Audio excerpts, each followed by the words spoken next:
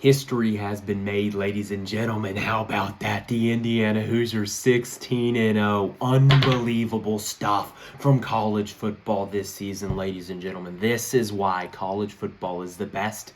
This is why college football always delivers. We got history this year. Welcome into the show, everybody. If you are new here, subscribe down below and then follow at Ian Fritts Show on Twitter, TikTok, and Instagram as well.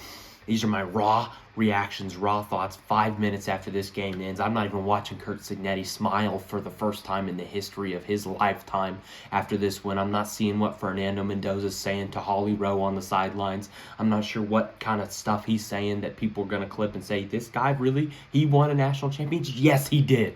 And that play, and we'll get to it later on in the video, that play he made, scoring the game-winning touchdown eventually, that's what it would be.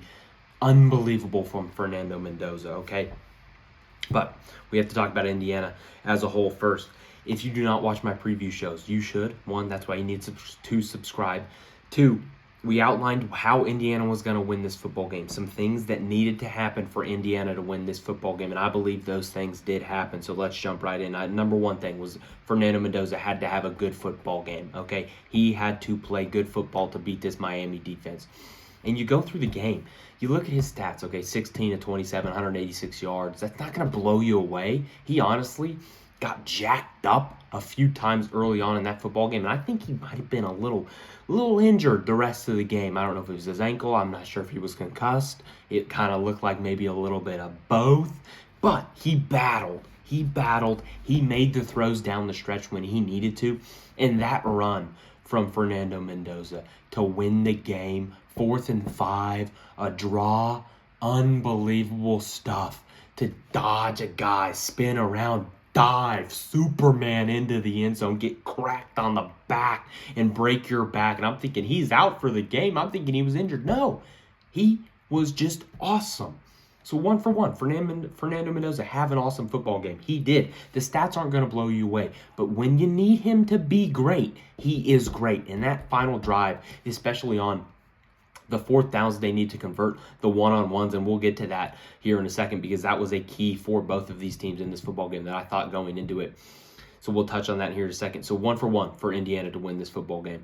1 for 1. Mendoza, great game. Number 2 was the D-line's not going to get pushed around by this Miami offensive line that everybody's touting. Hey, you got 53 pounds more than every other defensive lineman for Indiana. Are you going to get pushed around? No, they did not. Okay, they gave up the one long run to Fletcher in the second half there, 57 yards, which I was shocked to know that was Mark Fletcher's longest run in his career. That dude is a stud, by the way, but other than that, they had 20 carries for 30 total yards, and that only one of those was a sack, so averaged 3 yards per carry. The Indiana defensive line held its own, and I believe they would coming into this football game. I believe they would, and they did. They weren't getting pushed around by that offensive line from Miami. They held their own, and they didn't allow Miami to get anything going on the ground, and that gave them the lead at halftime.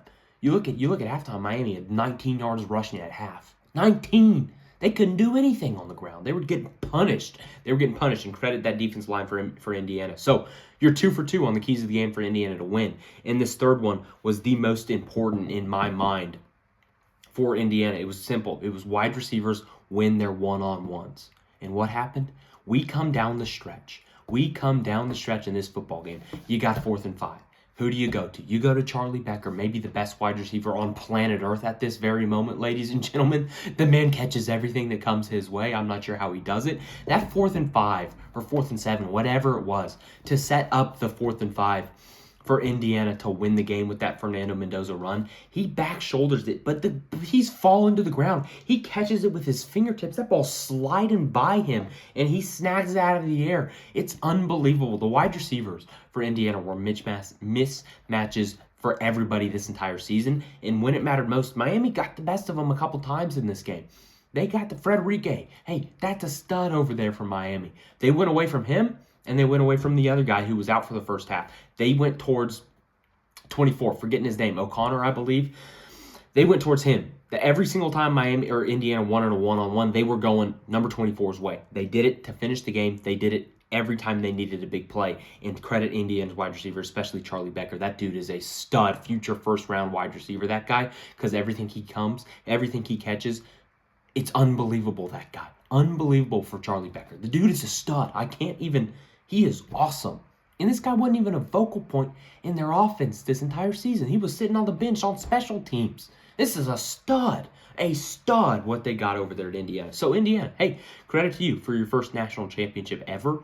You do all three keys to win the football game. You go 16-0. You make history. Curt Cignetti has done maybe the greatest coaching job of all time. Excuse me for my words. I'm tired. I'm ready to go to sleep, but I have to get my thoughts out right away. Ladies and gentlemen, unbelievable. For me, I'm honestly in disbelief.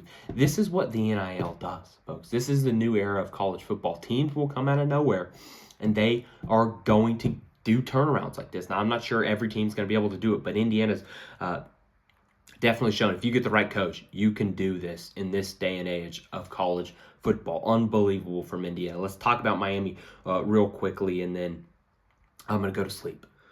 Malachi Toney, that was my first key for Miami in this football game. I believed he needed to have 5 explosive plays, whether that was a pass play, a run play, a return, or in the receiving game. And I believe, haven't gone through every play, but I believe he had 3 explosive 20-plus yard plays. He had the long 41-yarder to get Miami back into the game, get it 21-24, and then he had, I believe, a return that was like 19 yards, but I'm going to count that, and then he had one other. So we were just shy of that, but every time the ball was in his hands, he was make one guy miss. He's so close to making something explosive happen, and he showed it. He showed why he's so good. 10 receptions, 122 yards. He's unbelievable. He is unbelievable.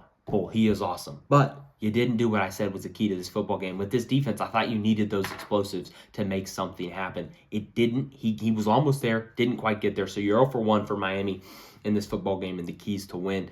And I said, number 2, the defensive line doesn't get pushed off the football in the run game.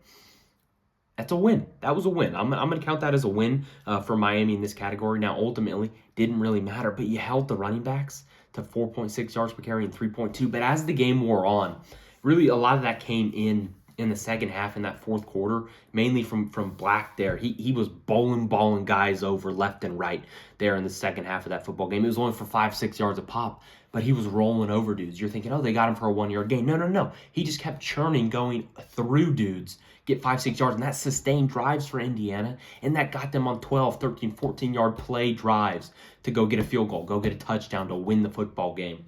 So maybe I'll give him a half a point there, a completion on a key to win the football game. So you're a half for 2. Not going to be great. And then the third one was I need those cornerbacks, those DBs for Miami to win the one-on-one situations. Just like I said, I needed Indiana's wide receivers to win one-on-ones. I needed that for Miami's DBs.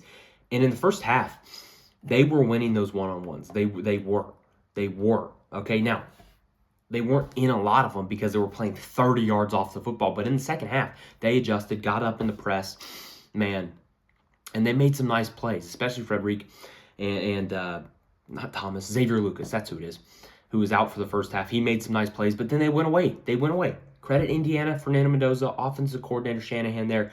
They went away from those guys, and they went to number 24, O'Connor, and he got shredded. No doubt about it. The guy got shredded. And hey, young guy, I get it. He's going to get better, but he lost a lot of battles, and that credit to Indiana for finding that matchup, exploiting that, and knowing, hey, when we're down and out 3rd and 10, 3rd and 4, 4th and 8, 4th and whatever, we're going to our one-on-one against their worst player, and we're trusting our guys to go get it done. And Indiana did. And I'm still in disbelief that Indiana was able to do this. 16-0. I'm staring at it right now. It's unbelievable. 16-0. Credit to Indiana. I'm putting that up there as a top 5 season of all time at the very least. I would have to go back through history, and it may be number 2, number 3.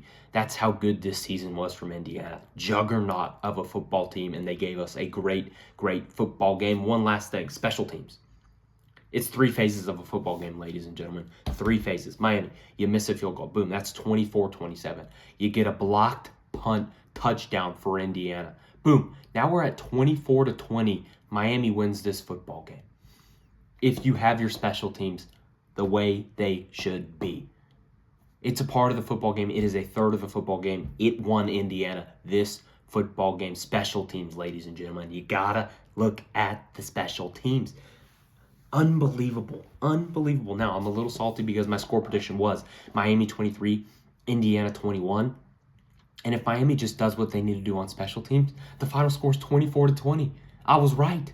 I was right. So I'm going to end this on that I was right. I did have Miami plus 8.5, so we won there either way. But the score prediction, I'm going to go with it was correct, even though credit Indiana for winning the national championship. I cannot wait for next year, ladies and gentlemen. Stay tuned for my way too early top 25, my way too early college football playoff predictions. I love you guys. Bye. This is going to run it all the way back. Auburn's going to win the football game. Auburn's going to win the football game. He ran the. Whoa, he has trouble with the snap, and the ball is free. It's picked up by Michigan State.